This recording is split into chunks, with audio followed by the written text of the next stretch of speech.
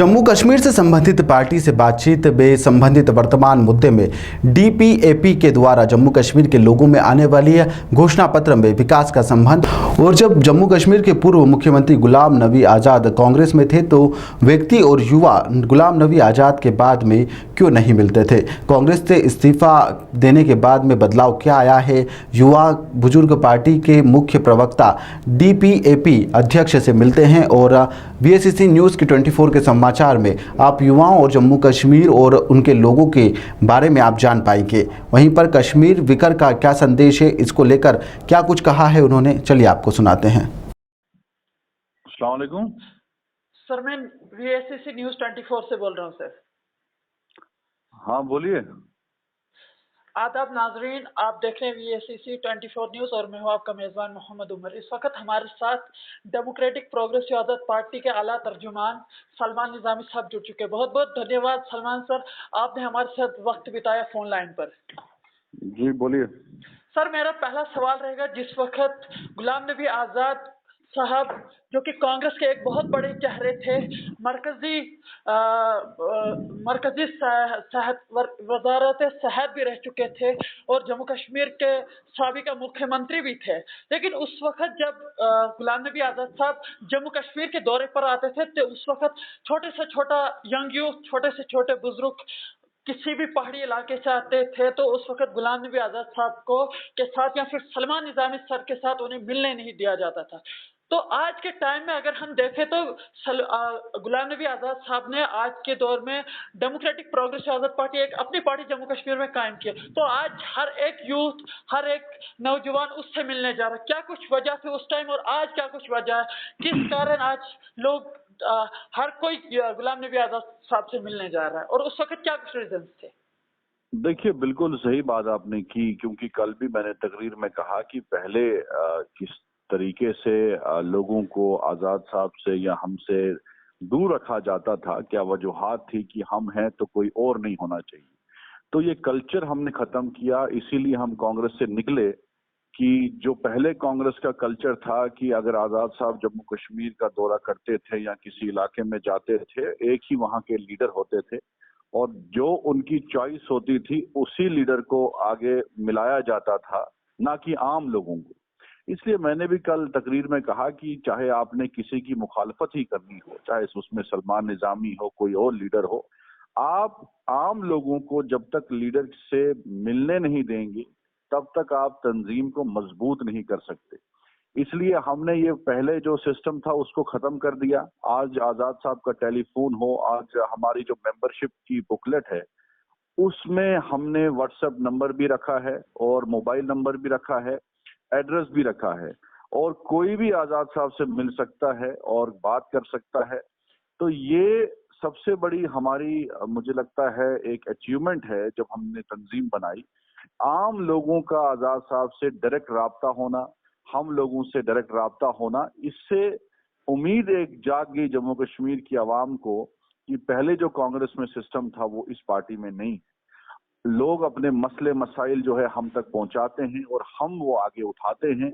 बहुत से इश्यूज पहले भी लोग मेरे तरफ जो है मेरे मुझ तक पहुंचाते थे, लेकिन हम आज़ाद साहब तक पहुंचाते थे। लेकिन इसलिए हमने वो सिस्टम बदलाने की कोशिश की कि आम लोग जो हैं वो लीडरों से मिलें। हम बानिहाल आए, आम लोगों से मिले, आज़ाद साहब भी आए और आम लोगों से मिले। और आगे भी जो प्रोग्राम आज़ाद साहब के होंगे बानिहाल में, चाहे वो रामसू ब्लॉक हो, चाहे वो उकड़हाल ब्लॉक हो, बाकी जितने भी ब्लॉक्स हैं, हम 3-4 दिन वहां बैठेंगे, आम लोगों के मसले सुनेंगे और वहीं रिजॉल्व करने की कोशिश करेंगे। तो ये डायरेक्ट पार्टी के वर्कर भी मिल सकते हैं, कोई भी किसी तंजीम का आदमी हो वो भी आज़ाद साहब से मिल सकता है। सर, जिस तरह से जिस वक्त जम्मू कश्मीर के मुख्यमंत्री और हो चाहे फिर डीपीपी के चेयरमैन गुलाम नबी आज़ाद साहब कांग्रेस के एक बहुत बड़े चेहरे थे, उस वक्त कांग्रेस के चेहरे जब उनने कांग्रेस से रिजाइन दिया था, उससे पहले विकार रसूल वानी जो एमएलए बनिहाल है और आज जम्मू कश्मीर पीसीसी के प्रेसिडेंट है, उनको उस वक्त जबकि पीसीसी का प्रेसिडेंट बना के गुलाम नबी आज़ाद साहब ने रिजाइन दिया कांग्रेस से। तो उसके बाद जो सोशल मीडिया पर हलचल देखी विकार रसूल वानी के जानिब से, तो उनका एक ही सवाल आ रहा था सोशल मीडिया पे कि डेमोक्रेटिक प्रोग्रेसिव आजाद पार्टी जो है भाजपा की बी टीम है, इस पे आपका क्या कहना है? देखिए, मुझे लगता है शायद ये सब लोग उस वक्त घोंसलों में छुपे हुए थे। इनका 370 पे तब कोई बयान ही नहीं आया।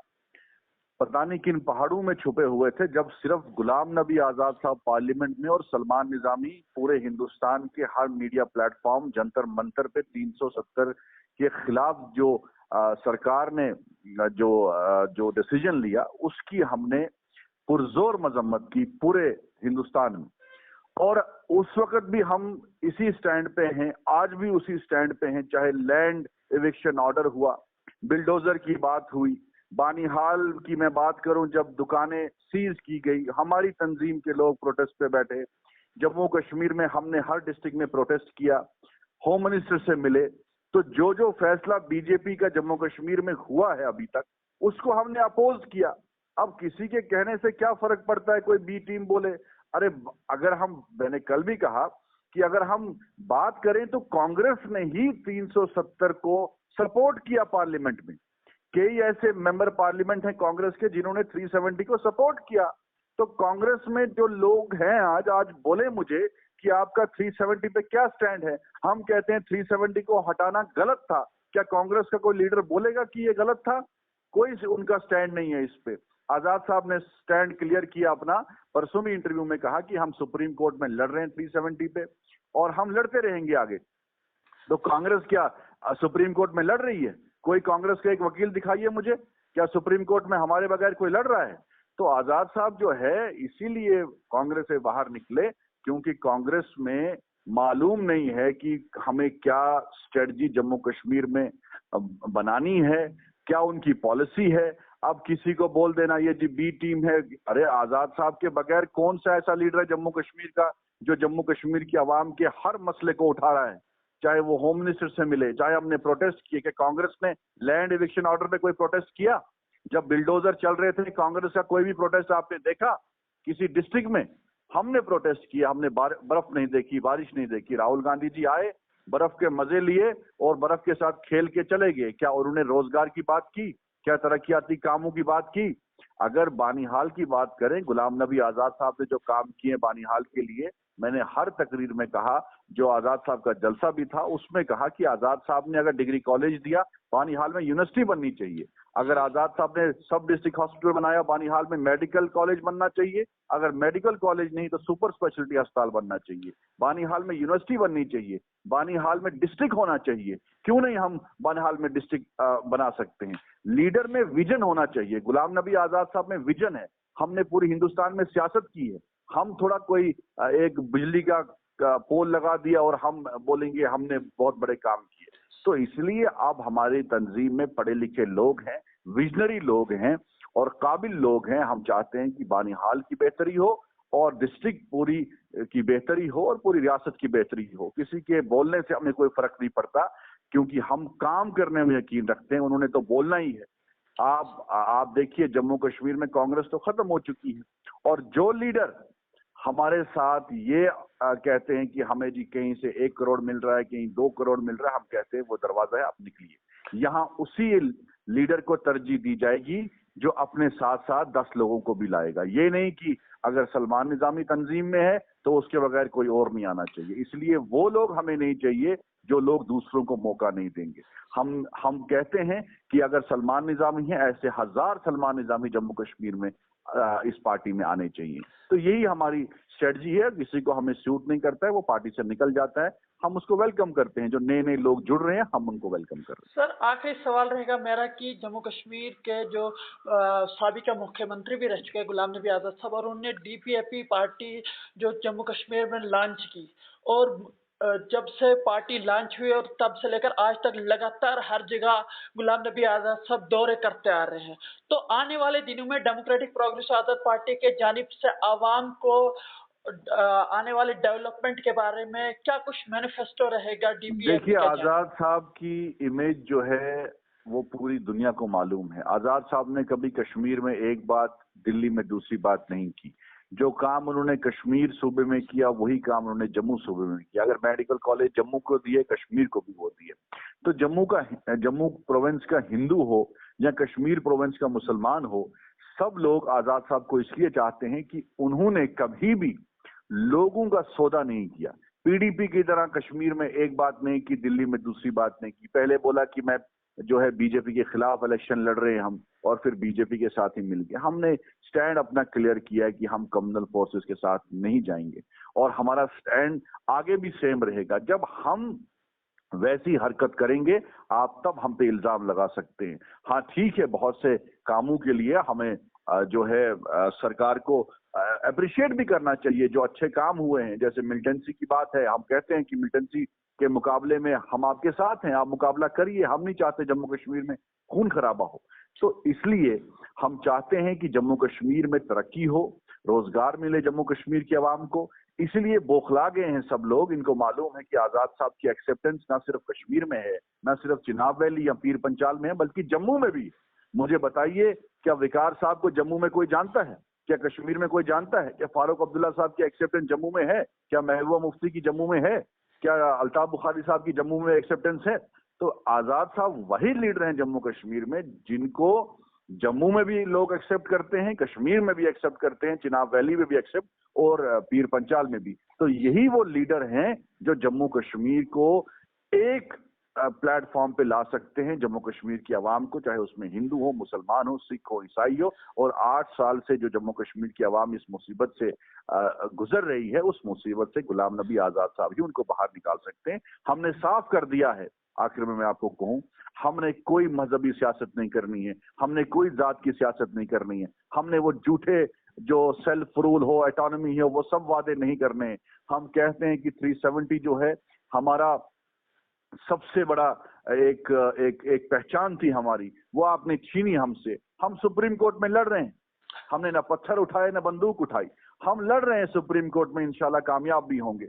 इसलिए हम चाहते हैं कि जम्मू कश्मीर में अगर आजाद साहब ने डिस्ट्रिक्ट दिए, 10 डिस्ट्रिक्ट दिए, हम आगे 20 देंगे। अगर हमने मेडिकल कॉलेज दिए, हम उससे डबल देंगे। अगर टूलिप गार्डन बनाया तो हमारे पास 200 ऐसे टूरिस्ट स्पॉट्स हैं, चाहे बानीहाल हो, रामबन हो, गूल हो, जम्मू प्रोविंस हो, कश्मीर प्रोविंस हो, वहां हमने ऐसे टूरिस्ट स्पॉट्स बनाने हैं, हमने यूनिवर्सिटियां बनानी है, हमने तरक्याती काम करने हैं, हमने ये सेल्फ रूल, ऑटोनॉमी वगैरह, ये सब लोग तंग आ गए इनसे झूठे वादे।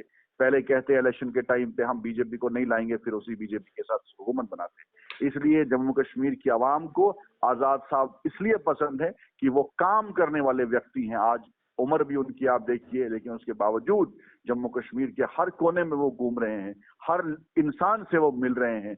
एक डायरेक्ट कांटेक्ट जो हमने लोगों के साथ किया है, हमें कैंडिडेट्स कोई अच्छा हो बुरा हो वो सेकेंडरी सवाल है, लेकिन आम लोग हमारे साथ जुड़े हैं। आप देखेंगे नेक्स्ट प्रोग्राम हमारे पीर पंचाल रीजन में हो रहे हैं, वहां आप देखेंगे कि लोगों की तादाद कैसे आजाद साहब के जलसों में होगी। हमारे साथ लोग हैं, लीडरों के बोलने से हमें कोई फर्क नहीं पड़ता। आप देखेंगे आने वाले चीफ मिनिस्टर गुलाम नबी आजाद साहब।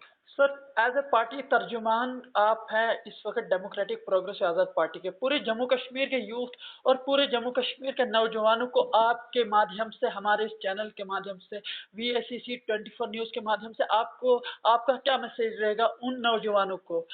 देखिए, मैंने कभी सियासत अपने लिए नहीं की है। मैं यूथ को कहना चाहता हूं कि मैं बानीहाल के बहुत से दूर दराज इलाके से आता हूं। मैंने अपने आप पे यकीन करना सीखा।